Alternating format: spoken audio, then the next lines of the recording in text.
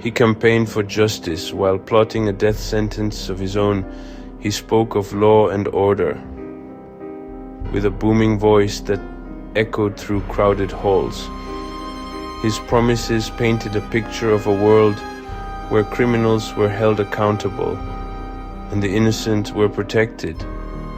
His public image was flawless, carefully constructed, and meticulously maintained.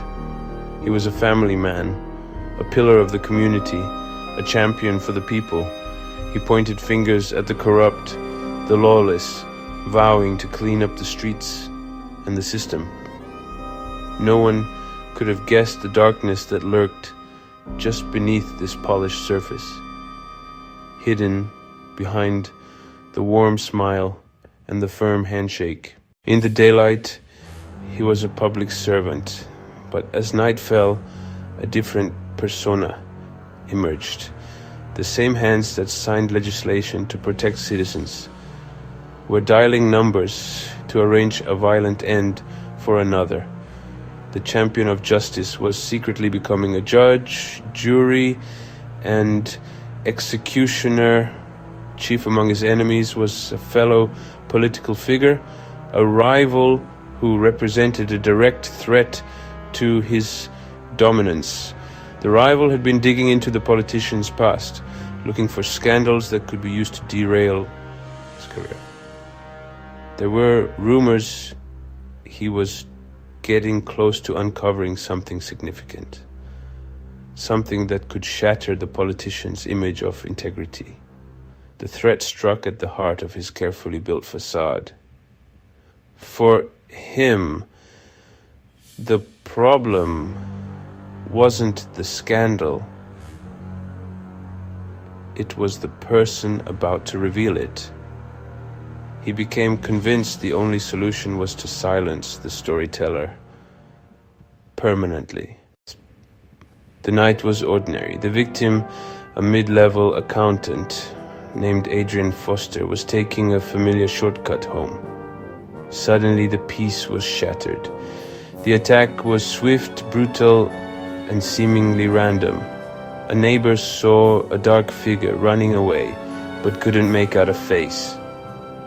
Police arrived within minutes, but it was too late. The investigation began under the assumption that this was a street crime. His wallet was missing.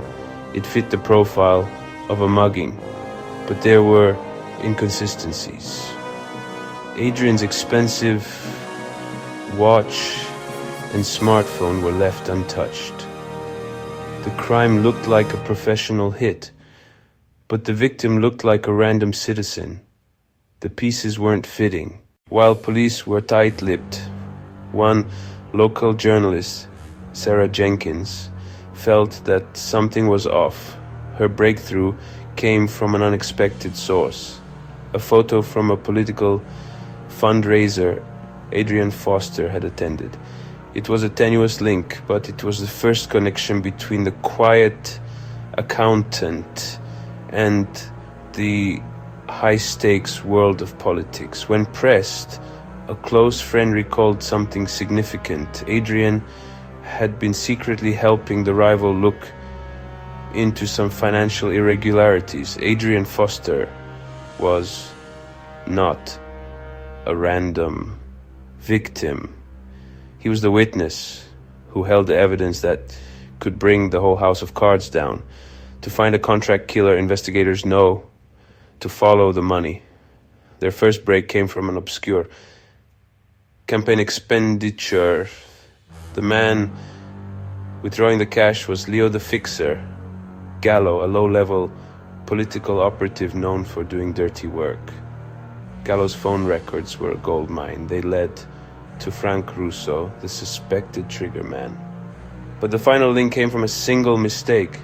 The burner phone used to order the hit was briefly in the same location as the personal phone of the politician's chief of staff. Faced with a life sentence, the triggerman, Frank Russo, broke.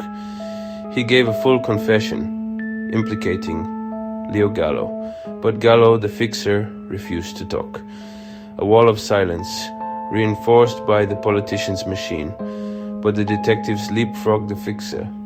Faced with irrefutable digital evidence, the chief of staff crumbled, agreeing to testify against the man at the top. His testimony was explosive. He detailed the politician's paranoid rage and the cold, direct order to have Adrian Foster eliminated. The public fallout was immense. The facade of the perfect family man and righteous crusader had been pulverized. After weeks of testimony, the jury returned its verdict, guilty. The justice he had so often spoken of had finally caught up with him. The story leaves us with a profound and unsettling reflection on how power, when combined with fear and arrogance, can become a corrupting and destructive force. Does power lead to corruption?